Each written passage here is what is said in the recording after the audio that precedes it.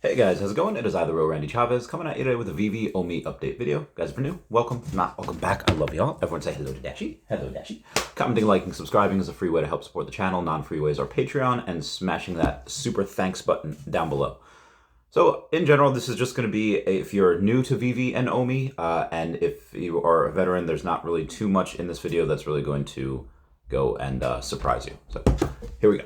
Starting by just comparing OMI to other tokens, over in the last 24 hours, Bitcoin down about 0.9% and Ethereum down about 1.3%. So relatively low day on crypto, not too much volume. But then when you go to OMI, we're up about, 23%? 24.09% to 0009. That does come off the heels of somebody deciding to say, you know what, this price is extraordinarily low.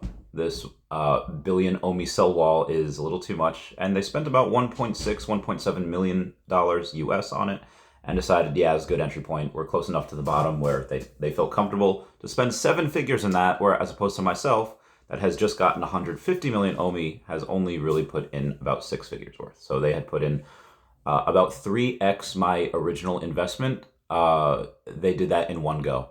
And this person has also decided to stack up on a bunch of other really good things, in my opinion. Shout out to HelloK that tracked the wallet and said from a quick scan, they were stacking very successful tokens early on, such as Chainlink 3 years ago. Looks like they've recently been heavy on OVR, ILV, Immutable X, and OMI.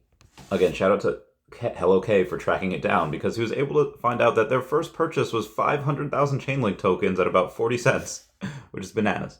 And on this particular address, they've gone from 0 to absolute OMI whale. Again, when you do spend 7 figures into that, I do think you're considered a whale, especially on one purchase.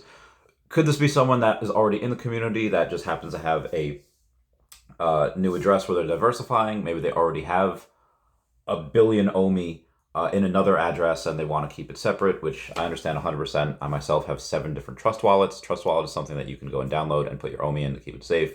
You can do ledgers as well.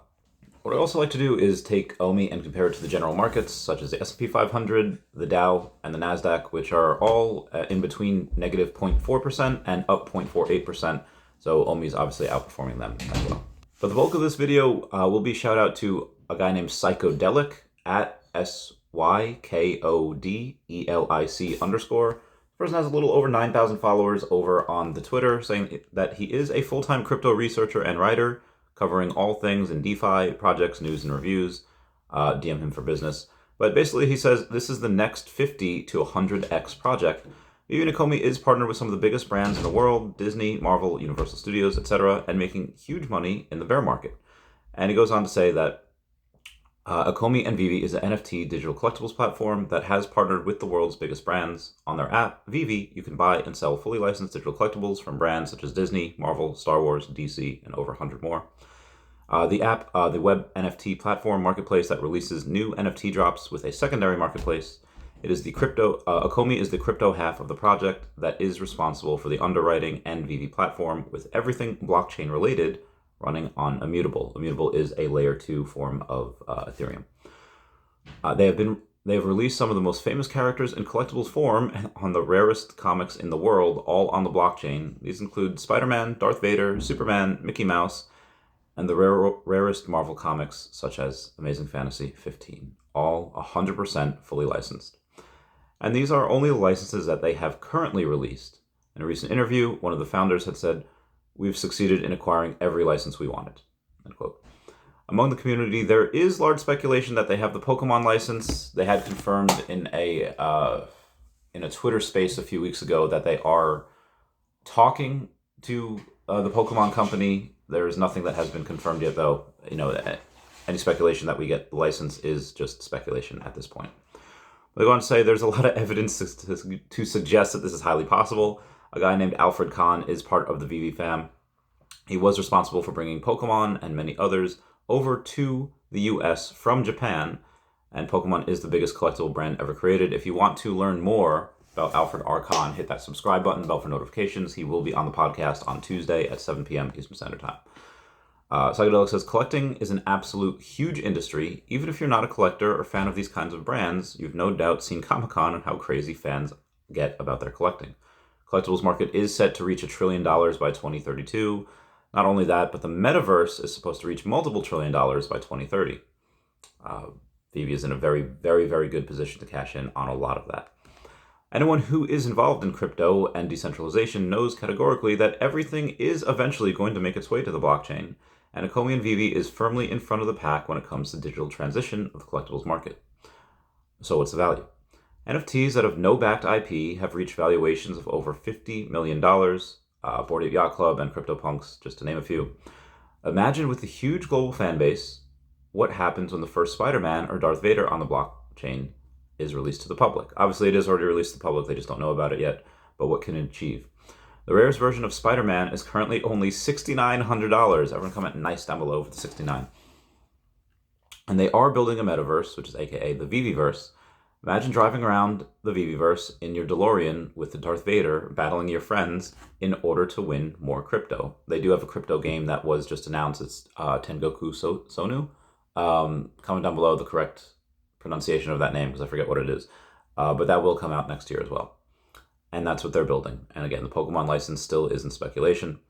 So in a nutshell, Veve has secured pretty much all of the biggest licenses, have built their own NFT marketplace and a metaverse world for the NFTs in progress. And never before has a token been associated with a top 10 grossing app, which is what Veve is. They are firmly dialed into the future vision of collectibles and in my opinion have secured their position as leader. How to use Veve? Well, you download from the App Store, you deposit funds via credit card or debit card, and they will have crypto pay-in soon. That should be within the next couple of weeks, probably in December. And Veve releases NFT drops a few times a week where you can try to buy them. You can buy and sell on the secondary market in case you miss it in the store. A lot of times things sell out fairly quickly. And you display your collectibles in a showroom, and you'll have more. Veve has been designed for regular collectible fans and crypto users. The main currency of Veve is gems, which are backed 1-to-1 with USD. This means that you don't have to worry about any knowledge of crypto wallets or anything to use it. Again, the good and bad about it is that OMI, like a lot of these cryptos, could be down 70, 80, 90%. It does not affect the sales. However, inversely, OMI is up about 24, almost 25% now over the last 24 hours. It still does not really affect the price of gems. It can affect the price of collectibles when not only do we have crypto pay-in for Ethereum, Bitcoin, etc.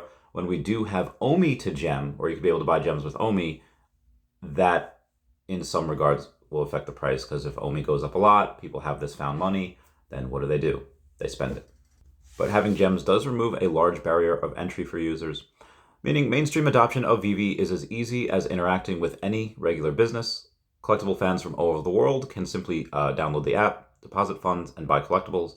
Speaking of which, Apple's terms of service, which states that for the most part, any NFT transaction from the Apple Store will be taxed an additional 30%, does not include Veve. Their terms of service were written specifically to leave Veve conspicuously absent.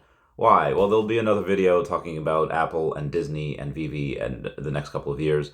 But for the most part, what you need to know is we have a very good relationship with both Disney and Apple. Psychedelic goes on to say that all this means Veve in the future will not be as prone to bear markets as other projects.